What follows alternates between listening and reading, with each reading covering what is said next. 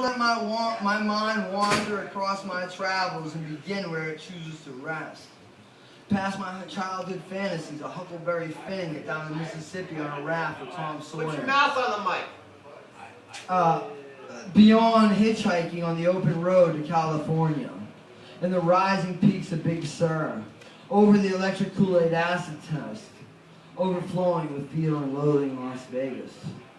I stare through the looking glass at myself jotting down notes in my rum diary on the shores of Treasure Island as I watch an old man in the sea. Perhaps the beginning is 20,000 Leagues Under the Sea, or an animal farm I visited back in 1984. The beginning is always a catch-22. Now, traveling seems to be the one thing I've wanted to do since birth. Anywhere but here has been my life's motto. Some of my travels were spur of the moment, like the time I rode my bicycle 20 miles to my grandparents' house to avoid my mother's wrath for flunking English at 9 years old. Or 15 years later when I found myself hastily packing up my backpack full of dirty clothes in order to flee the state before I heard the splintering screams of my front door's death song as Johnny Law came stormtrooping through it. No matter what the circumstance, the road is always whispering sweet nothings in my ears, telling me lies about greener pastures and streets paved in gold. My only explanation is there must be a mighty river of gypsy blood flowing through my veins.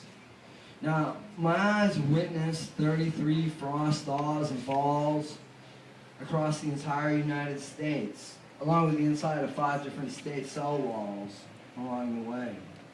Regrets? I have none. The memories of my past are tattooed on my soul, friendly reminders of my twisted journey down life's path. Now, many of these memories are hazy, as I saw them through the bottom of a bottle, from the end of a pipe, cross-eyed, down a rolled-up, bloody $100 bill, or blasted into my veins 40 units at a time with a soul-killing cannon. So what I remember of them may not be the way that others remember them, but some form of the truth is always there. As I've said before, truth is all in the eyes of the beholder. Now, take my hand and tangle with me into the past. Let's watch the world pass us by from the windows of planes, trains, automobiles, and the fart-filled cushions of the Hound. Some days I look back at my travels and I wonder how I'm still here in one piece. Why am I not listening to the sounds of earthworm tails slithering across my coffin's nails? Why haven't I been locked away in a cage of the Thorazine Hotel for the rest of my days? Many a person close to me ponders these same questions. Perhaps it just wasn't in the cards for me. Fate is a fickle beast. Now, March 18th marks the anniversary of the day I was spit out of my mother into this cruel world, sopping wet, covered in blood and guts, kicking and screaming.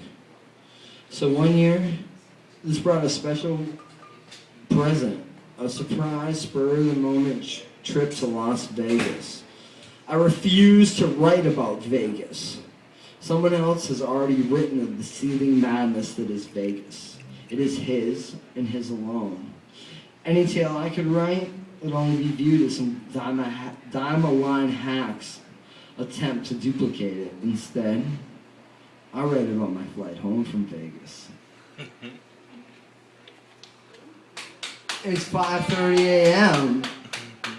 and my clock on my nightstand is a freight train running through my head. My tongue is coated with the taste of stale scotch. I'm wondering where the fuck the hobo is who obviously took a shit in my mouth has gone to. I stagger to the bathroom to scrub this foulness from my mouth. My bladder is swollen. I opt to relieve the pressure from it first. I look down into the toilet and see a spunk-filled condom swirling around in the bowl. A steady blast of deep yellow toxin-filled urine almost causes it to dance around in the water. I shake the last sticky drips of the semen-laced urine from my prick and then flush this final reminder of the call girl with the tattooed mons pubis down into the toilets. Good riddance, bitch. Yeah. What had I been thinking? Oh yes, all my companions had left on a trip to California earlier in the week. I'd been left to fend for myself, drunk and alone with a head full of speed. I began cringing at the thought of having my cock flossed with a dry Q-tip by some intern with a thick Middle Eastern accent in some clinic with the shamed faces of the burnt. Perhaps I'd just take a quick shower and wash the sin of Sin City off of me before shoving my belongings into my suitcase and calling a cab. I had enough time to spare. 20 minutes later, I'm in the back of a cab heading to the airport. My brain is throbbing against the roof of my skull. I begin cursing the gods of shitlord fuck luck for allowing me access to the previous night's carnival of sex, drugs, and debauchery. Just get me on this flight with no delays, and I promise, I fucking promise I'll never do this again. I offer this to my penances to the gods as I cross my fingers behind my back. Within minutes of my offering, I'm at the airport, lugging my overstuffed suitcase into the bowels of the beast. Somehow, I've lost one of the wheels. I'm stumbling through the madhouse with the lopsided beast behind me, like some sort of wounded elephant. Every 3 steps or so, the broken side of the case catches the rug, and the case twists violently behind me. I nearly fall several times, wrestling with the sack of booze and God knows what fucking soap, sex, clothing. I feel 1,000 burning eyes burning through me when I arrive at the ticket desk. I find a sea of angry souls corralled into the gates of commuter hell. Damn you! Damn you! Damn you! I silently scream inside of my aching head. I take my place at the end of this wretched line behind an octogenarian couple, fresh off gambling away their life savings to the sugary clean sounds of that sweet Mormon boy Donny Osmond-filled bender. And a group of Korean tourists, speaking angrily at the top of their voices. Moments pass like eons. I have small talk with the elderly couple. They're dragging with bags as large as buffalo behind them. You bastards are never going to let this go smoothly! My angry inner voice screams to the gods. I smile and offer my elderly comrades help with their luggage. 38 minutes later with the ticket agent, ready to lose all control. Then, I met a ticket agent and a small, plump woman with the smiling eyes of a person ready to lose all control that happily stabbed my eyes from their sockets with a ballpoint pen she keeps behind her ear. If I so much as make her fucking day any harder, greets me. The usual rigmarole is played out.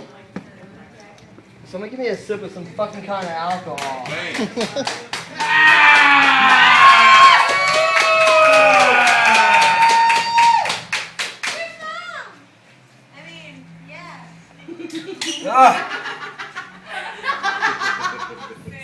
Hang on a second. So anyway, Dave's gotta bring the bourbon back downstairs. this bitch, she asked me for my ID, and I remove my wallet, and I pull out my ID.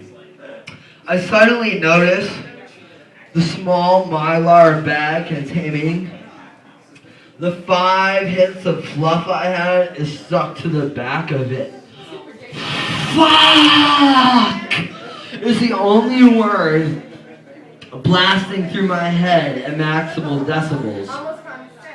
I grasp my ID between my thumb and middle finger. Then, in one smooth motion, I slide the bag back into the palm of my hand. Like Chris Angel performing magic on the strip.